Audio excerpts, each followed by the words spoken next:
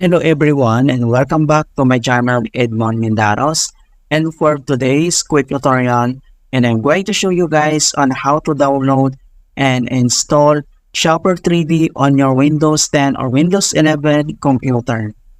So Shopper 3D app is an innovative 3D modeling tool for industrial designers, engineers, product managers, manufacturers, and other design professionals.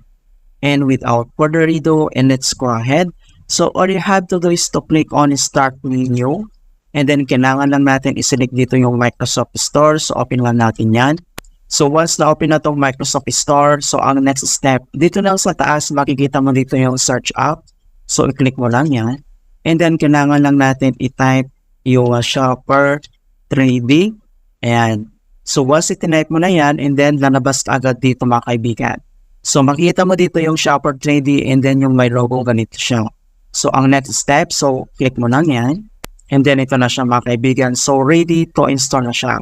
So dito makikita mo yung kanyang description mga kaibigan. So pwede mong i-read yung kanyang descriptions. And then may ratings and review siya 4.2.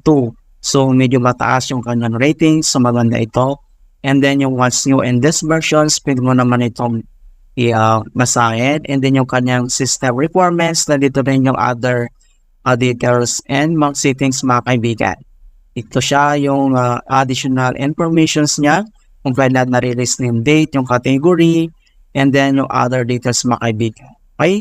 So once na-read mo na yan, and then next step ay kailangan mo nang i-click tong get. So click mo lang siya.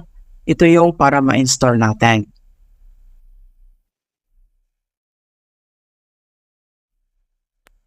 Ayan, so makikita nyo dito na complete installation na siya and na-download na rin.